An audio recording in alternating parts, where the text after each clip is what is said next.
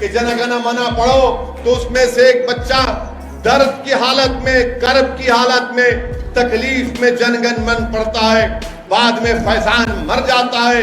अगर मैं फैजान के मारने वालों को गिरफ्तारी का, उनको अरेस्ट का मुतालबा करता हूं तो एंटी नेशनल करार दिया जाता है। मैं ट्वीट करता हूं तो दिल्ली पुलिस रिप्लाई करके कहती है कि फुला पढ़ लो। अरे दिल्ली पुलिस वालों, तुम यकीनन बहुत अक्लमंद होंगे मुझे मालूम, मगर मेरी आपसे एक ही रिक्वेस्ट है दिल्ली पुलिस के कमिश्नर पुलिस से कि मैं आज के जलसे से आपसे पूछना चाह रहा हूं, वो फैजान को जिन्होंने मारा, क्या आपने उनको गिरफ्तार किया? जिन्होंने फैजान को मारा, आपने उनको गिरफ्तार किया? जो 19 मसाजिद को नुकसान पहुंचाया गया या शहीद किया गया या जलाया गया, आपने उनको कितनों को गिरफ्तार किया? बताओ आप। नहीं इसका जवाब आता। आज इसीलिए मेरे भाई, मैं आपको डराने के लिए नहीं कह रहा हूं, बल्कि समझाने के लिए हकीकत बयान कर रहा हूं। ये रात लंबी होने वाली है, ये रात बड़ी लंबी होने वाली है।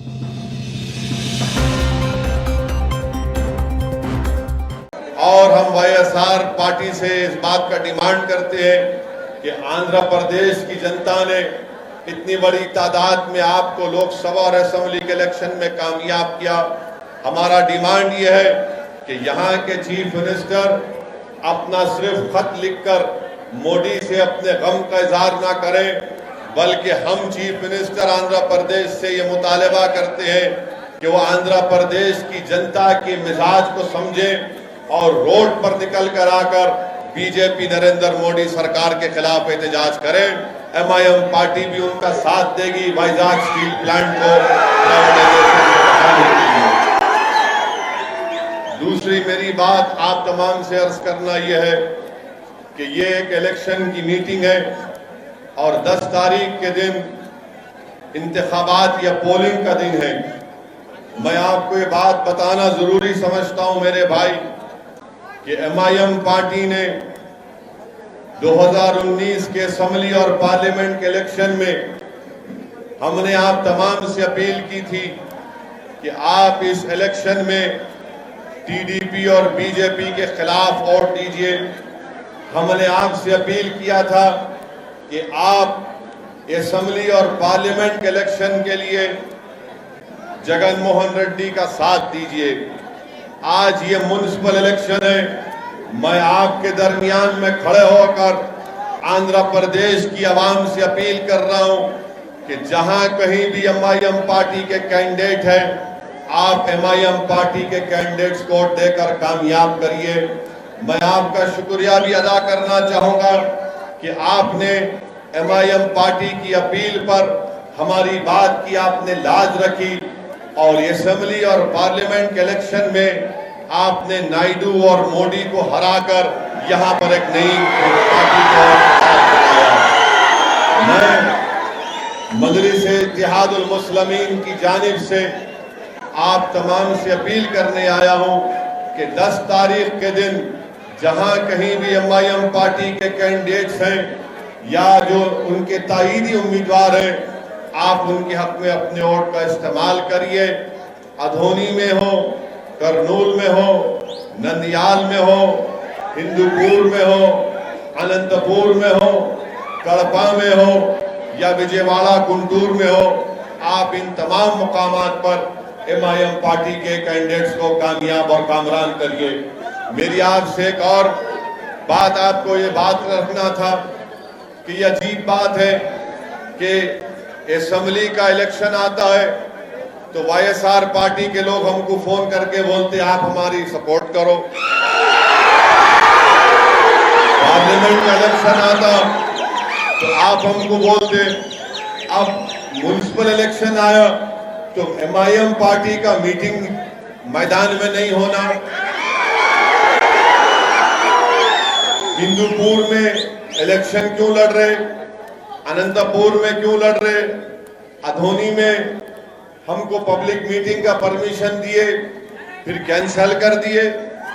तो मैं इन लोगों को बताना चाह रहा हूं कि अधोनी में आपने हमको परमिशन नहीं दिया, तो मैंने कहा कि ठीक है, हमारा प्रोग्राम आज अधोनी में जुमे की नमाज के बाद जलसा था, इंतखाबी जलसा, मगर वहां पर बड़े बड़े लोग हैं, मिनिस्टर बनने का ख्वाब देख रहे हैं और अदोनी के अवाम को कह दिया कि मेरे को मिनिस्टर बनना है। असदुद्दीन ओवैसी को अदोनी में जलसा करने नहीं दूंगा। मैं उनको बताऊंगा कि आप मिनिस्टर बन जाओ या चपरासी बन जाओ, मेरे को मगर एक बात याद रखो, आप मजलिस इत्तेहादुल मुस्लिमीन को रोक नहीं सकते। मजलिस इत्तेहादुल मुस्लिमीन एक असदुद्दीन ओवैसी का नाम नहीं है, ये तमाम लोग तमाम लोग असदुद्दीन ओवैसी हैं। तो अगर आप ये समझ रहे हैं, चाहे किसी भी पॉलिटिकल पार्टी का हो, अगर वो ये समझ रहा है कि एमआईएम पार्टी को जलसे नहीं होने देंगे, एमआईएम पार्टी के लोगों को डराएंगे, मेरे भाई डरते होंगे तेलुगु देशम के नायडू वाले, डरते होंगे बीजेपी आरएसएस वाले। हम किसी से नहीं डरते, हम डरते हैं तो सिर्फ अल्लाह से डरने वाले। तो अब क्या हुआ, वहां के अदोनी के जो जिम्मेदार थे वाईएसआर पार्टी के, उन्होंने हिमाकत करे, क्या करे, हिमाकत करे, थोड़ा दीवानापन करे। अगर आज मेरा जलसा हो जाता, मैं यहाँ पे आ जाता, मगर उन्होंने हमारा जलसा कैंसिल कराए, हमको चैलेंज करे, तो मैं बोला ठीक है, आज नमाज पढ़ने अदोनी में आऊंगा और कल फिर जलसे में जाऊंगा। तो अब क्या हो गया, 2 बार अदोनी जाना पड़ रहा। अब 2 बार हम शेरवानी वहां पर जाएंगी तो असर रहेगा इंशाअल्लाह। ये समझते नहीं है, मेरे को मिनिस्टर बनना है, हर कोई मिनिस्टर बन रहा नहीं। आप असद साहब को मत बुलाइए,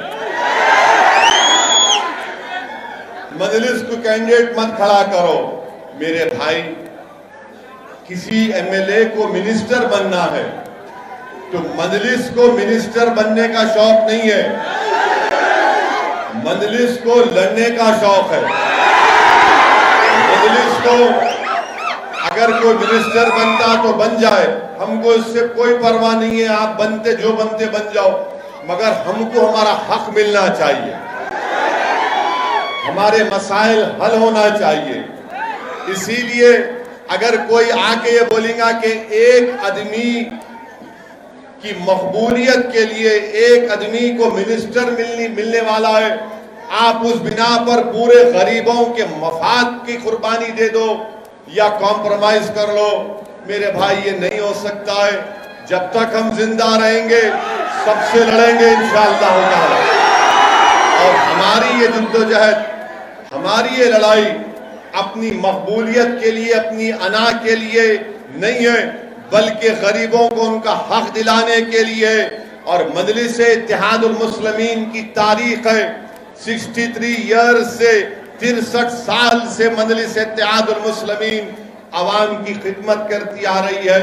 मैं आपको ये बताना चाह रहा हूं कि आज अल्हम्दुलिल्लाह अल्लाह ने मौका दिया करनूल को आने का, और मैं आपसे वादा कर रहा हूं कि अल्लाह मुझे जब तक जिंदा रखेगा, मैं बार बार करनूल को अदोनी को आता रहूंगा इंशाअल्लाह। आप नहीं रोक सकते मेरे को, इसलिए नहीं रोक सकते कि अल्हम्दुलिल्लाह हमारी लड़ाई इखलास के ऊपर मुबन्नी है। हम अपना हक चाहते हैं, और एमआईएम पार्टी ने बहुत से चीफ मिनिस्टर को देखे। मैं आज से 25 साल पहले एमएलए बना था। मैं 25 साल पहले जब 1994 में एमएलए बना तो मैं एक ही एमएलए था।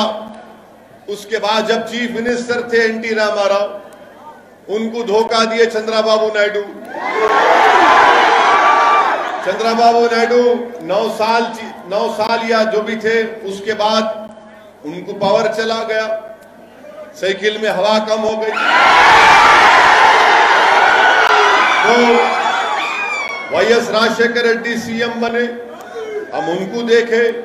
वाईएस राजशेखर रेड्डी के हादसे के बाद रोशैया बने चीफ मिनिस्टर, हम उनको देखे। उसके बाद किरण कुमार रेड्डी आए, उन्होंने मजलिस से झगड़ा करे, उन्होंने अपनी पार्टी बना लिए, पार्टी का निशान चप्पल रखे, चप्पल राज में आई। किरण कुमार रेड्डी चले गए, किरण कुमार रेड्डी चले गए, आंध्रा तो बाइफर्केशन हो गया। यहां पर चंद्रबाबू नायडू बने, 5 साल के बाद उन्होंने घर में बैठ गए, उन्होंने जगनमोहन रेड्डी बन गए। तो अब तक माशाल्लाह से हम लोग 7-8 चीफ मिनिस्टर को देख लिए। आप हमको मत रोको, आप जितना हमको रोकेंगे ना हम उतना जिद में आते। मजलिस के मुखालिफिन बोलते थे, मजलिस के जितने मुखालिफिन बोलते थे असदुद्दीन ओवैसी तुम गुजरात को नहीं जाते, तुम मोदी से मिले हुए हैं, गुजरात को नहीं जाते, नहीं जाते। हम गुजरात को गए नहीं गए, गए ना गुजरात को गए। अहमदाबाद में खाली 25 दिन की मेहनत हमारे वहां के सदर जनाब साबिर भाई साहब ने, उनकी टीम ने की। 25 दिन की मेहनत में अल्हम्दुलिल्लाह मजलिस के 7 कॉरपोरेटर और अहमदाबाद में कामयाब हुए। गोधरा को पहली मर्तबा जिंदगी में गोधरा गया, 8 कैंडिडेट खड़ा किए, 7 जीते अल्हम्दुलिल्लाह।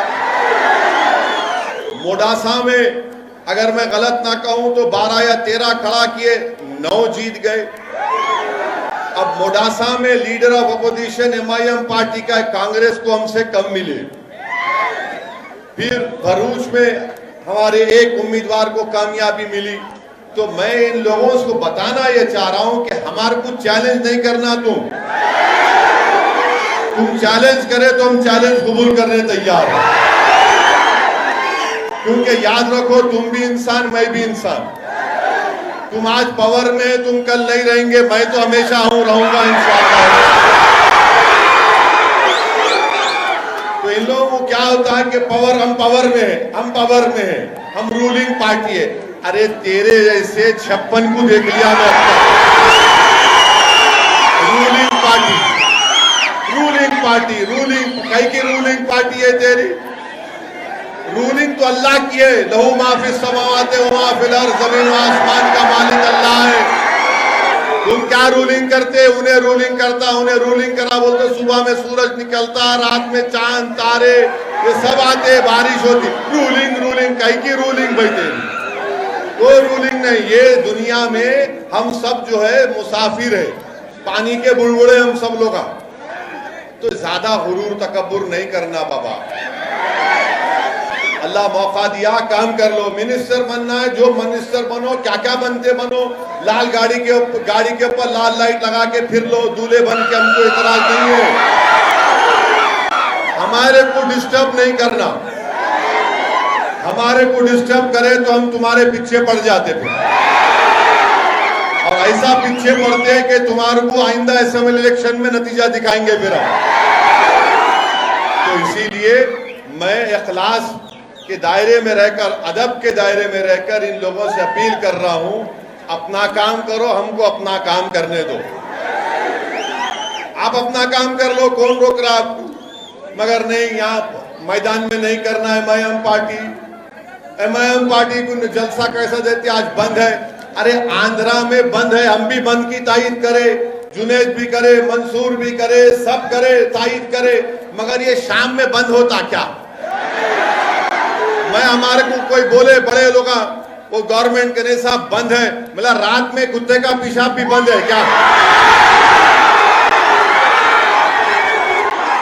रात में वो बंद नहीं होता। तुम बोले तुम कुत्ते का पेशाब पियो, पब्लिक में जाके अपना वोट का मुतालबा करेंगे पतंग के नुकसान के। बंद बंद, अरे बंद है तो दिन का बंद है। आज मैं जा रहा था अदोनी को, कौन सा गांव था जुनैद? कोटपुर में गाड़ी रोके, आज है ना, है ना, तो हमारे को देख के आके बोले साहब 1-2 मिनट आप भी हमारे प्रोटेस्ट में शामिल हो जाओ। हम बोले ठीक है, बराबर गया मैं।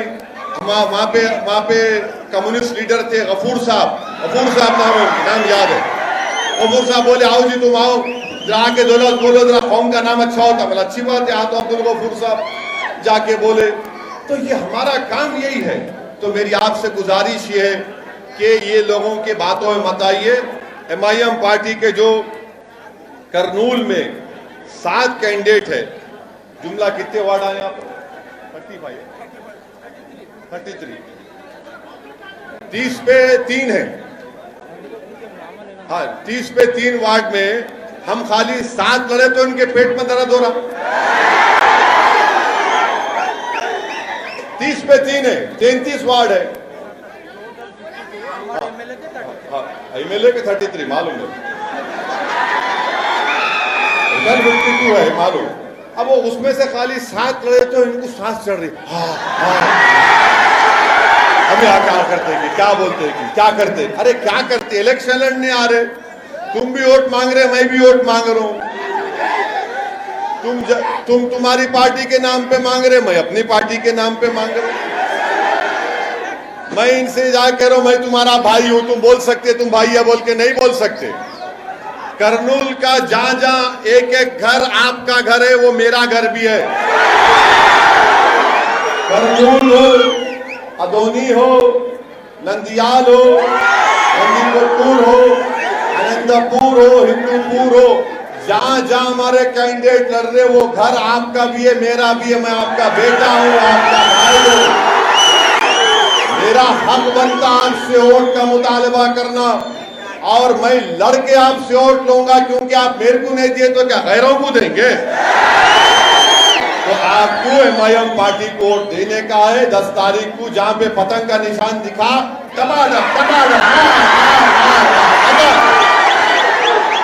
और 10 तारीख को पूरे आसमान पे खाली पतंग नजर आना। तो मेरी आपसे गुजारिश है कि जब अहमदाबाद में MIM पार्टी को 7 हमारे कैंडिडेट जीत गए, तुम करनूल में 6 नहीं जिता सकते। जब गोधरा में हमारे 7 कॉर्पोरेटर कामयाब हो गए, तो क्या आप नंदियाल अदोनी में हमको नहीं जिता सकते इंशाअल्लाह? तो इसीलिए मेरी आपसे गुजारिश है कि ये नंदीकोटपुर के हमारे वार्ड नंबर 7 से मौला अली, वार्ड नंबर 8 से एस फारूक, वार्ड नंबर 20 से हिदायत, वार्ड नंबर 24 से अब्दुल मन्नान साहब MIM पार्टी के कैंडिडेट हैं। तीसरी अहम बात मैं आपको बताना जरूरी समझता हूं कि हमारे जुनैद साहब मजलिस के कायद हैं। यहां पर गोनीगंडला मंडल में एक 24 साल की हाजिरा बी का मर्डर हो गया। अगस्त 7 को उसका मर्डर हुआ। ये आज जो आके MIM पार्टी नहीं लड़ना बोल रहे, उन्होंने गए क्या हाजिरा बी के घर को? आप पूछो जाके। गोनीगंडला मंडल में 24 साल की 20 पे 4 साल की बच्ची हाजिरा बी, जिसका मर्डर हो गया अगस्त 7, 2020 को। ये कोई जाके नहीं मिले उससे। जुनैद गए, जाके उनकी वालदा से मिले। अभी लाके मेरे को उनकी वालदा से मिला है, उनकी अम्मा से, बच्ची से। वो अम्मा रो रही थी कि मेरे बच्ची से इंसाफ करो, अभी तक किसको अरेस्ट नहीं करे। मैंने कहा कि अम्मा इंशाअल्लाह सुबह में मैं SP और कलेक्टर साहब से बात करके हमारी बच्ची को जो लोग मर्डर किए उनसे डिमांड करूंगा, उनको अरेस्ट करना, पुलिस उनको जेल को भिजाना, और कोर्ट के केस के जरिए उन तमाम को सख्त से सख्त सजा 302 में जो IPC मिलती है मिलना चाहिए। ये काम MIM पार्टी कर रही है। अब जो लोग हमको बोल रहे हैं कि काम नहीं, ये आप इलेक्शन नहीं लड़ना, या कहीं को आए साहब आप, यहाँ अच्छा माहौल है। अरे अच्छा माहौल को अच्छा करने आए, खराब करने कौन आई थी? जब CAA का मीटिंग हुई, CAA के खिलाफ, NPR NRC के खिलाफ, तो बड़े मैदान में हुई थी, हजारों की तादाद में आपने शिरकत की थी, हम आए थे। जब आके बाजू बैठना जरूरी था इनको, मेरे इनको बुलाए भी नहीं थे। नहीं मैं बाजू बैठ, तो मतलब बैठो। हम तो बोल रहे बाजू नो को बैठो, दिल में बैठ जाओ, आके जगह है हमारी। मुस्लिम पर्सनल बोर्ड का जलसा हुआ, ट्रिपल तलाक के खिलाफ पूरे उलमाए कराम आए थे। अल्हम्दुलिल्लाह करनूल के तमाम उलमाए कराम, मशाइखीन, मदरसे के जिम्मेदारान की सरपरस्ती में वो जलसे आम हुआ। आप तमाम ने शिरकत की। तो मेरी अजीज दोस्तों और बुजुर्गों, मैं आपको बता रहा हूं कि करनूल में हो या आंध्र प्रदेश में हो, आपको अपनी एक पॉलिटिकल वॉइस की जरूरत है। आपको अपनी पार्टी के नुमाइंदों को कामयाब करना जरूरी है ताकि कोई आपके लिए लड़े, ताकि हुकूमत के पास जाकर आपके मसाइल की तर्जुमानी कर सके। मैं आपको ये बात इसलिए बता रहा हूं, अगर आप ये समझेंगे नहीं असद साहब अच्छी तकरीर करते, हम तकरीर जलसे में आएंगे, सीटी मारेंगे, हा करके चले जाएंगे, ऐसा नहीं है। मैं आपसे अपील कर रहा हूं कि 10 तारीख को आप सुबह सुबह अपने घर से निकलकर अपना एक वोट MIM पार्टी को देंगे। अपनी पार्टी को मजबूत करो। आप ये देख रहे पूरे मुल्क में कैसे हालात हो रहे हैं। जब से बीजेपी की सरकार बनी है, अक्सरियती तबके की जमहूरियत का उसका फरोग दिया जा रहा है। जो मुसलमान हैं, दलित हैं, आदिवासी हैं और जो गरीब बैकवर्ड क्लास के लोग हैं, वो सब लोग फिक्रमंद हैं कि ये मेजॉरिटेरियन फॉर्म ऑफ डेमोक्रेसी की वजह से हमारी आवाज को बंद कर दिया जा रहा है। घुटन महसूस हो रही है। अगर कोई अपने हक का मुतालबा करता, अगर कोई बोलता है कि दिल्ली के फसादात में वो जो बच्चा फैजान का वीडियो आपने देखा होगा कि 4 लड़के जमीन पर पड़े हुए हैं और दिल्ली की पुलिस या कहां की पुलिस उन बच्चों को मार कर कह रही है कि जनगण मना पढ़ो, तो उसमें से एक बच्चा दर्द की हालत में, कर्ब की हालत में, तकलीफ में जनगण मन पड़ता है। बाद में फैजान मर जाता है। अगर मैं फैजान के मारने वालों को गिरफ्तारी का, उनके अरेस्ट का मुतालबा करता हूं तो एंटी नेशनल करार दिया जाता है। मैं ट्वीट करता हूं तो दिल्ली पुलिस रिप्लाई करके कहती है कि फुला पढ़ लो। अरे दिल्ली पुलिस वालों, तुम यकीनन बहुत अक्लमंद होंगे, मुझे मालूम, मगर मेरी आपसे एक ही रिक्वेस्ट है दिल्ली पुलिस के कमिश्नर पुलिस से कि मैं आज के जलसे से आपसे पूछना चाह रहा हूं, वो फैजान को जिन्होंने मारा, क्या आपने उनको गिरफ्तार किया? जिन्होंने फैजान को मारा, आपने उनको गिरफ्तार किया? जो 19 मसाजिद को नुकसान पहुंचाया गया या शहीद किया गया या जलाया गया, आपने उनको कितनों को गिरफ्तार किया? बताओ आप। नहीं इसका जवाब आता। आज इसीलिए मेरे भाई, मैं आपको डराने के लिए नहीं कह रहा हूं, बल्कि समझाने के लिए हकीकत बयान कर रहा हूं। ये रात लंबी होने वाली है, ये रात बड़ी लंबी होने वाली है। और याद रखो, आपको पहले से ज्यादा अपने रिश्ते को अल्लाह से मजबूत करना है। आपको पहले से ज्यादा अपने आप पर, उसकी अल्लाह की जात पर तवक्कल करना है। आपको पहले से ज्यादा मुत्तहिद रहना है। आपको पहले से ज्यादा आज मजलिस की आपको जरूरत है। मजलिस आपकी आवाज है, मजलिस आपकी पहचान है। क्या आप नहीं देखते कि भारत की पार्लियामेंट में जब कभी भी कोई मसला आता है तो कौन उठकर बीजेपी की हुकूमत के खिलाफ बेबाक तरीके से उनको बयान करता है? यहां से आंध्र प्रदेश से YSR पार्टी के भी MP हैं, TDP के भी MP हैं, मगर जब CAA का कानून पास हुआ तो ये तमाम दोनों पार्टी के लोग क्या बोल रहे थे किसी को समझ में नहीं आ रहा था। या दोस्ती कर रहे थे या दुश्मनी कर रहे थे, नहीं मालूम। ट्रिपल तलाक का बिल लाया गया, दोनों पार्टी समझ में नहीं आ रहा था कि तुम बीजेपी को तलाक दे रहे या शादी कर रहे, वो भी समझ में नहीं आ रहा। ऐसा लग रहा था कि ना तलाक देना चाह रहे, ना निकाह में वापिस लेना चाह रहे। मगर कौन साफ और वाज़ेह तरीके से, चाहे ट्रिपल तलाक हो, चाहे CAA का कानून हो, चाहे बजट हो, हम बेबाक तरीके से दलाइल को बीजेपी की मुखालिफत करते आ रहे हैं। ये काम MIM पार्टी कर रही है। और आप जानते हैं कि अल्लाह के फजलो करम से औरंगाबाद की पार्लियामेंट की सीट से भी MIM पार्टी का कैंडिडेट कामयाब हुआ। MIM पार्टी के अब 2 MP हो गए। 2 ये दो 300 पे पारी। अब जिनके पास 20-20, 3-3 है, उन्हें क्या कर रहे? कहां गया स्पेशल स्टेटस? कहां गया स्पेशल स्टेटस? बोलो मेरे को आप। कुछ नहीं बात, ना टीडीपी करती ना इन्हों करते। क्या कहा, किधर गया? मैं ये इसलिए बोल रहा हूं, अगर कल तुम अधोनी में मेरे जलसे का परमिशन कैंसिल नहीं करते, खामखा उंगली करे। नहीं छेड़खानी करना हमसे पाशा। छेड़खानी करे तो हम काजकोरे की फल्ली है, तुम्हारे को गुजरी होती, याद रखो। अब मेरे को फोन करके कोई बोलते, अरे असद साहब हिंदूपुर क्यों आते? मतलब क्यों नहीं आना? अरे कहीं क्यों आते? मतलब हो आ तो मेरे अब्बा की जागीर है, यहाँ नहीं आना, वहां नहीं। अरे फिर कहां जाना पाशा? क्या जाना?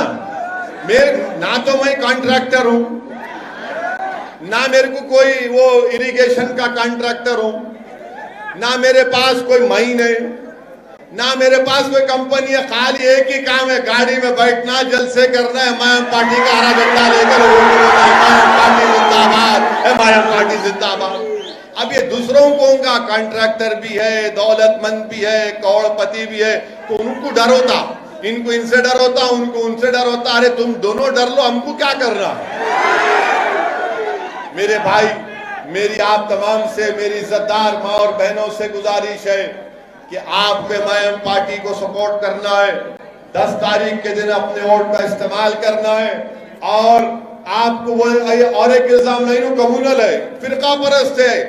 असदुद्दीन ओवैसी अपनी स्पीच देते तो हेट स्पीच देते, भड़काऊ भाषण देते। मैं चैलेंज कर रहा हूं, अगर तुम चैलेंज कबूल कर लिए तो आओ अपन खड़े रह के एक डिबेट कर लेंगे, मालूम कर लेंगे कौन फिरका परस्त है, बताएंगे। कहा कि फिरका परस्ती हम बता सकते हैं आपको। नहीं, मैं पार्टी कम्युनल है। अरे क्या तुम्हारे पास क्या सर्टिफिकेट है? कंपनी है?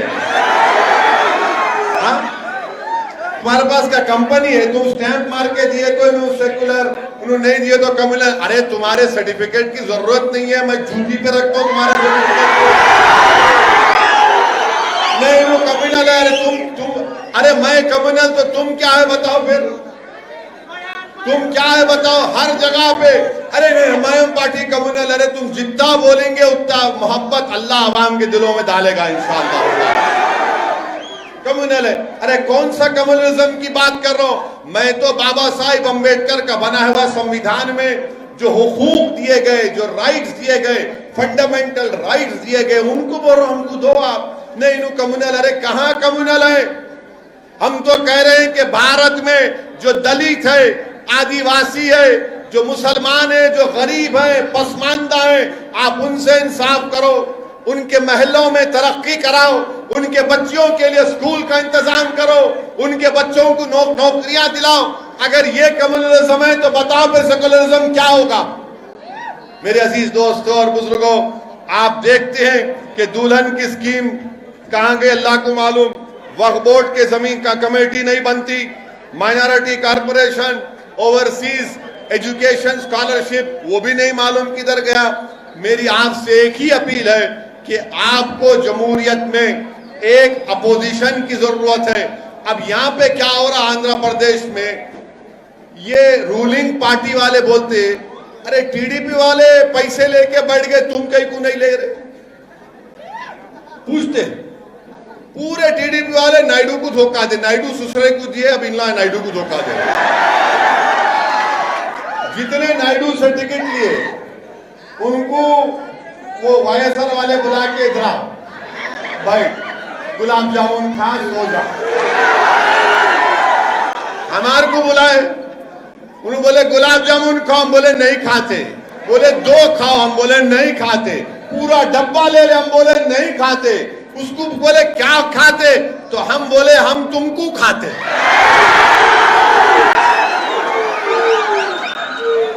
अरे टीडीपी और एमआईएम में फर्क है बाबा। हम जमीर का सौदा नहीं करते, ईमान का सौदा नहीं करते। हम जीतेंगे हारेंगे अल्लाह की मर्जी, मगर हम लड़ेंगे इंशाअल्लाह ताला। क्योंकि जब दुनिया में तारीख लिखी जाएंगी भारत की सियासत की, तो मौरिख लिखेगा कि हाँ ये लोग इनकी खूबसूरती, इनकी ताकत, इनकी अहमियत, इनकी खुसूसियत ये थी कि लड़ने वाले लोग थे, ये किसी से डरने वाले नहीं थे। हम तारीख लिखना चाह रहे हैं, हम हिस्ट्री बनाकर रहेंगे भारत की जमहूरियत में इंशाअल्लाह ताला। हम भारत की जमहूरियत को मजबूत करना है। कैसे मजबूत करेंगे? जब दलित, आदिवासी, मुसलमानों को उनका पॉलिटिकल राइट मिलेगा, उनकी इंडिपेंडेंट पॉलिटिकल लीडरशिप बनेगी, और उसके लिए आपको मदद करना है। पहले अपनी दुआओं से, फिर अपने जमात को मशवरा देते रहना। हम गलती करे, मंसूर गलती कर रहा है, ए जुनैद सही हो जा, ये आपका काम है। इसीलिए ये आपकी जमात है। 63 साल का सियासी सफर कोई आसान सफर नहीं रहा मेरे भाई। इसमें यकीनन हम तमाम को खाक और खून के दरियाओं से गुजरना पड़ा, कुर्बानियां देनी पड़ी। हमारे बुजुर्गों ने कुर्बानियां दी, हमारे बुजुर्गों ने अपना वक्त लगाया, तब जाकर आज एमआईएम पार्टी को एक मुकाम मिला है।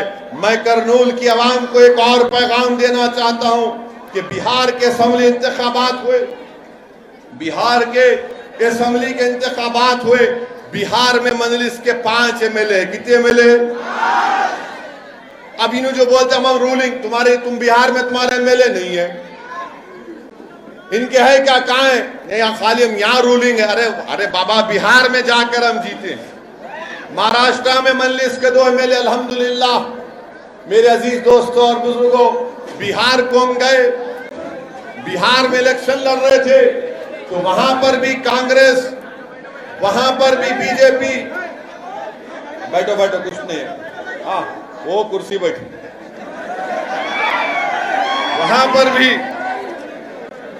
पर भी हम पर इल्जाम लगा दिया गया, मगर अल्लाह का फजल हुआ। बिहार की सरजमीन पर सीमांचल, जो भारत का सबसे पसमानदा इलाका है, वहां पर अख्तरुल ईमान की क़ियादत में एमआईएम पार्टी के 5 एमएलए जीत कर आए अल्हम्दुलिल्लाह।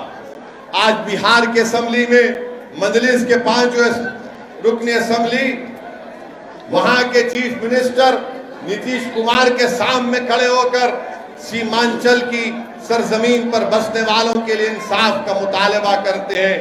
वहां पर बिहार की विधानसभा में, असेंबली में एमआईएम पार्टी के एमएलए खड़े होकर बिहार का दूसरा कैपिटल पूर्णिया बनाने का डिमांड करते हैं।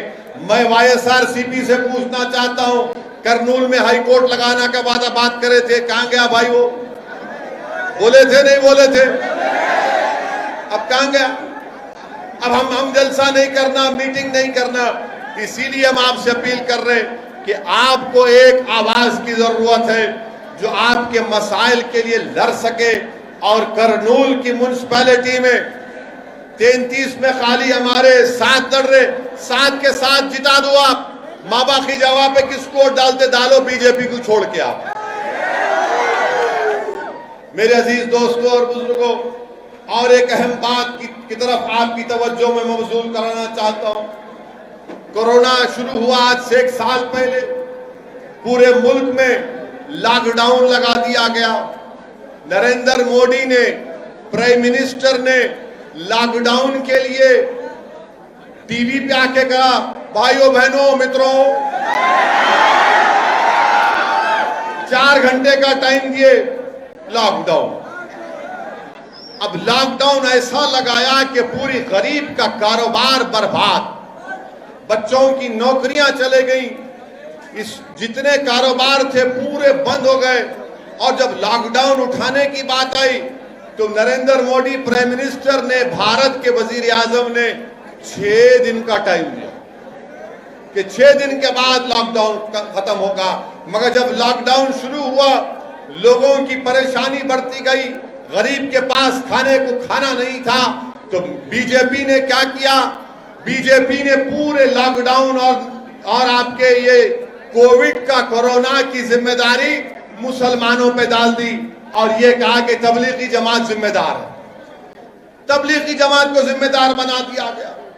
तबलीगी जमात के दिल्ली के मरकज पर छापा मारा गया, उसको बंद किया गया। मैं बीजेपी गवर्नमेंट से, दिल्ली गवर्नमेंट से डिमांड करता हूं कि तबलीगी जमात के मरकज को फौरन खोला जाए दिल्ली के। आप बंद नहीं रख सकते, आपका बंद करना गलत है।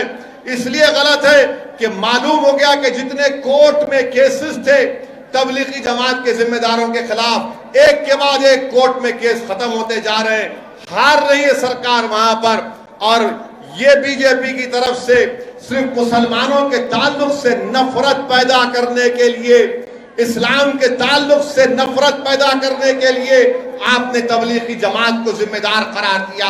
मेरे अजीज दोस्तों और बुजुर्गों, भारत की तारीख में पहली मर्तबा ऐसा हुआ है कि एक बीमारी को किसी मजहब से जोड़ दिया गया और संघ परिवार के लोगों ने कोरोना को भी कलमा पढ़ाकर उसको मुसलमान बना दिया। कभी ऐसा सुना आपने कि बीमारी का कोई मजहब होता? बीमारी का किस कोई बीमार हो सकते, कोई भी बीमार हो सकता, मगर नफरत पैदा करना था। मगर अल्लाह की जात बड़ी है, अल्लाह ने दिखा दिया कि झूठे ये हैं और झूठ का अल्लाह ने बता दिया, झूठे को उसके मंजिल पर पहुंचा दिया। तबलीगी जमात को बर्बाद करने के लिए ये लोग आए। अरे मेरे भाई, आंध्रा के लोग, आंध्रा की एक जमात लखनऊ में फंस गई थी। आप पूछो उन लोगों को, मैं बात किया, लखनऊ में एक जमात फंस गई थी, उसमें एक हमारी गुंटूर की बहन का हमल साकित हो गया। हमारी बहन प्रेग्नेंट थी, उसको फौरन दवाखाने को ले जाना था, मगर उत्तर प्रदेश की हुकूमत ने देर कर दी। हमारी इस बहन का वो मिसकैरेज हो गया, गैर जरूरी उनको डाल के रखा गया था। कौन उठा रहा था, कौन जाकर ये कह रहा था कि कोरोना का ताल्लुक मुसलमानों से, तबलीगी जमात से नहीं है? कोई पार्टी थी सिवाय मजलिस के? कोई नहीं कह रहा था, सब डर रहे थे। हम बेबाक तरीके से टीवी पर जाकर प्रेस के जरिए से दुनिया को बता रहे थे कि इसका ताल्लुक किसी मजहब से नहीं है। मगर वो लोग जो आज वोट मांग रहे हैं, आकर बोल रहे हम तुम्हारे दोस्त हैं, हम फुला हैं, हमको वोट दे दो। मेरे अजीज दोस्तों और बुजुर्गों, मेरी इज्जतदार माँ और बहनों, मैं आपसे अपील कर रहा हूं कि फिरका परस्ती का माहौल है। इस फिरका परस्ती के माहौल में मेरी आपसे दरमंदाना गुजारिश है कि 10 तारीख के दिन अपना एक वोट का इस्तेमाल करिए और एमआईएम पार्टी को अपना वोट देकर कामयाब करिए। मैं फिर से आपको बताना चाहूंगा कि जब लॉकडाउन चल रहा था तो गुंटूर के एक मुफ्ती साहब थे, मरहूम, उनका नाम गुंटूर के मुफ्ती साहब थे, उनकी सदारत में जलसा हुआ था CAA का, जमीयत उलमा के वो सदर भी थे। उनका इंतकाल हो गया और वहां के जिम्मेदार जो थे उन्होंने फोन करके बोला कि असद साहब, वो गुंटूर का कलेक्टर ये कह रहा है कि मुफ्ती साहब की लाश को दफनाएंगे नहीं, जला दिया जाएगा। मैं फौरन कलेक्टर से बात करा, मेरा मिस्टर क्या कर रहे हैं आप? बोले नो सर, गवर्नमेंट का ऑर्डर है। मेरा कई का ऑर्डर है? मिला हम जिंदा भी रहेंगे तो अपने पसंद के मजहब पर चलेंगे, मरेंगे भी तो अपने पसंद के मजहब के उसूल के मुताबिक जाएंगे। ये भारत का संविधान है, भारत का कॉन्स्टिट्यूशन है। फौरन मैंने आपके हमारे वहां के नेल्लूर के जो इंडस्ट्री मिनिस्टर है गौतम रेड्डी को फोन लगाया और उनसे कहा कि भाई साहब, हमने तेलंगाना में गवर्नमेंट से नुमाइंदगी करके जियो आया है, कोई कोविड से मरने वाला मुसलमान हो, हिंदू भाई हो या ईसाई हो या सिख हो, उसका एक हमने प्रोसीजर बनाया और ये प्रोसीजर की गई कि उनकी डेड बॉडी का गुसल दबाने में हैदराबाद के बड़े मुफ्तियों के साथ, जिसमें सैफुल्लाह रहमानी साहब, दूसरे जो जिम्मेदार जमीयत उलमा के, उन्होंने कहा कि हम कर सकते और प्रोसीजर बनाया कि गवर्नमेंट खुद ले जाकर खानदान 5-6 लोग रहेंगे, की कब्रिस्तान में होगी और तदफीन होगी।